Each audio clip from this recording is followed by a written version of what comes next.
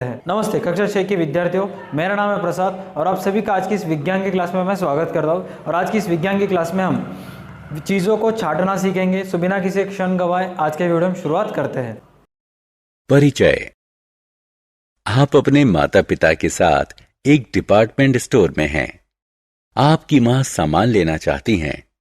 आपके पिता कुछ पेंटिंग्स को देखना चाहते हैं और आप अपने लिए कुछ म्यूजिक डीवीडी लेना चाहते हैं। आप तीनों डिपार्टमेंटल स्टोर में अलग अलग दिशाओं में जाते हैं। क्यों? क्योंकि स्टोर में सभी चीजें अपने प्रकार के अनुसार अलग अलग जगहों पर रखी गई हैं। चीजों को इस तरह रखना सुविधाजनक है और इससे बेहतर प्रबंधन हो पाता है। इस पाठ में हम चीजों के वर्गीकरण के आधार के बारे में विस्तार से जानेंगे।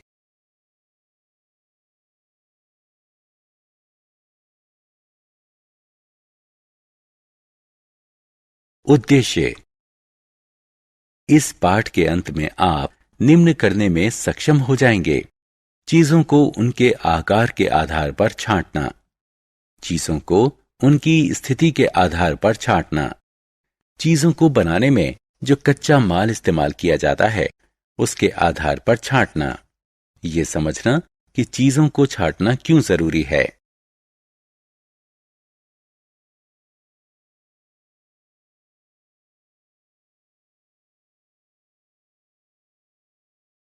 हमारे आसपास की वस्तुएं। जीवन को दिलचस्प बनाती है उसकी विविधता। अपने आसपास देखिए। आप अलग अलग क्षेत्रों के लोगों को देखिए। अलग अलग भाषाएं बोलते हैं, अलग अलग व्यवसाय करते हैं, अलग अलग तरह का खाना खाते हैं और अलग अलग पसंद रखते हैं। लेकिन इतना ही नहीं, हम अपनी जिंदगी में जो भी चीजें इस्तेमाल करते हैं उन सभी में विविधता होती है। हम जो कपड़े पहनते हैं वो अलग अलग रंगों के होते हैं, जैसे कि लाल, हरा, पीला, नीला इत्यादि। जो पात्र हम सामान रखने के लिए उपयोग करते हैं उनके आकार में भी अंतर है। वे शंकु के आकार के, बेलनाकार और घन के आकार के होते हैं इत्यादि। हम जो सोफा और डाइनिंग टेबल अपने घर में इस्तेमाल करते हैं वो लकड़ी या प्लास्टिक के बने होते हैं। कहने का मतलब ये है कि सभी चीजों के आकार, रंग और गुण अलग अलग होते हैं।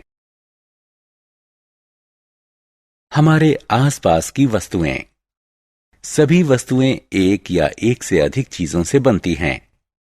कपड़ों को सूत, लिनेन, जूट और नायलॉन आदि से बनाया जाता है। हम अपने घरों में शीशे, स्टेनलेस स्टील या प्लास्टिक से बनी क्रॉकरी का इस्तेमाल करते हैं। फर्नीचर लकड़ी, प्लास्टिक या लोहा और पत्थर से बना होता है। बैग, जूते और जैकेट बनाने में चमड़ा, प्लास्टिक, रेक्सीन या जूट का इस्तेमाल होता है। स्कूटर, कार और बस जैसे वाहन स्टील से बने होते हैं। इसलिए हम कह सकते हैं कि हमारे आसपास की वस्तुएं बहुत सी अलग अलग तरह की चीजों से बनती हैं। आकार के अनुसार वस्तुओं को छांटना। एक बॉक्स घन या घनाभ होता है, जबकि एक गेंद गोल होती है। एक लॉन्ड्री बैग बेलनाकार होता है, जबकि कोई वॉशिंग मशीन क्यूबॉइडल यानी घनाभ होती है। तो हम कह सकते हैं कि हम वस्तुओं को उनके आकार के आधार पर वर्गीकृत कर सकते हैं। एक समूह में वृत्ताकार या गोलाकार वस्तुएं होती हैं, जबकि दूसरे समूह में घन, घनाभ, वर्गाकार और आयताकार वस्तुएं होती हैं। इस तरह का वर्गीकरण हमें अलग अलग प्रकार के आकारों के गुणों के अध्ययन और विश्लेषण करने का अवसर देता है।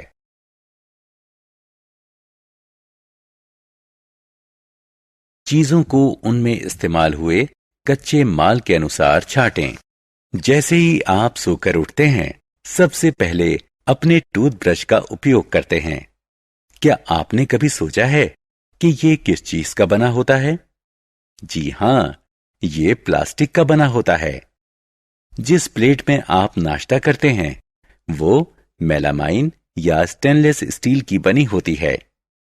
जिस कपबोर्ड में आप अपनी किताबें या कपड़े रखते हैं वो लोहे या लकड़ी से बना होता है। जो किताबें आप पढ़ते हैं वो कागज से बनी होती हैं। जो जूते आप पहनते हैं वो चमड़े, कैनवस या रेक्सीन से बने होते हैं।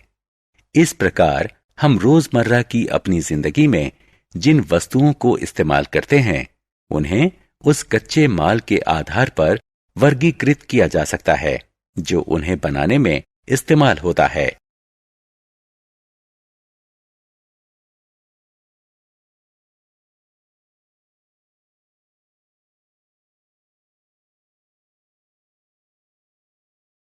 स्थिति के अनुसार वस्तुओं को छांटना।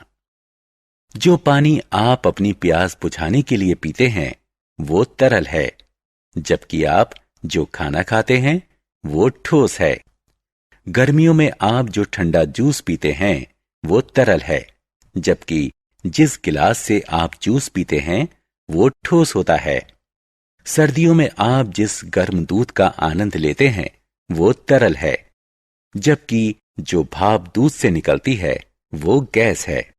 तो यह स्पष्ट है कि जो वस्तुएं हम अपने आसपास देखते हैं या रोजमर्रा की जिंदगी में उपयोग करते हैं उनको 3 श्रेणियों में वर्गीकृत किया जा सकता है: ठोस, तरल और गैस।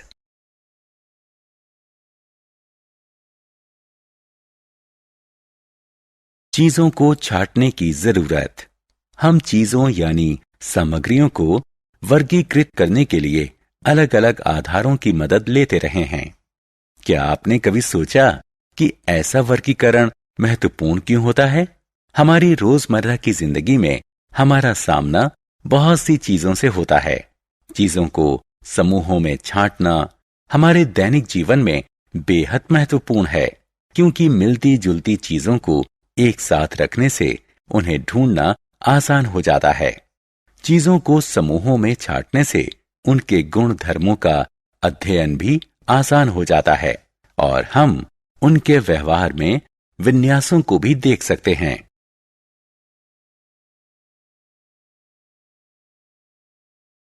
सारांश। आइए हमने जो कुछ सीखा है उसे संक्षेप में दोहराएं। हमारे आसपास मौजूद चीजें अलग अलग आकारों, रंगों और स्थितियों में होती हैं। चीजें अलग अलग सामग्रियों से बनी होती हैं। चीजों को उनके आकार और रंग के आधार पर वर्गीकृत किया जा सकता है। उन्हें वस्तु की स्थिति के आधार पर वर्गीकृत किया जा सकता है। इसके अतिरिक्त चीजों को बनाने में जिस कच्चे माल का इस्तेमाल होता है उसके आधार पर भी उनका वर्गीकरण किया जा सकता है। चीजों को छांटने से हम उनको आसानी से ढूंढ सकते हैं। चीजों को छांटने से हम उनके गुण धर्मों का भी अध्ययन कर सकते हैं।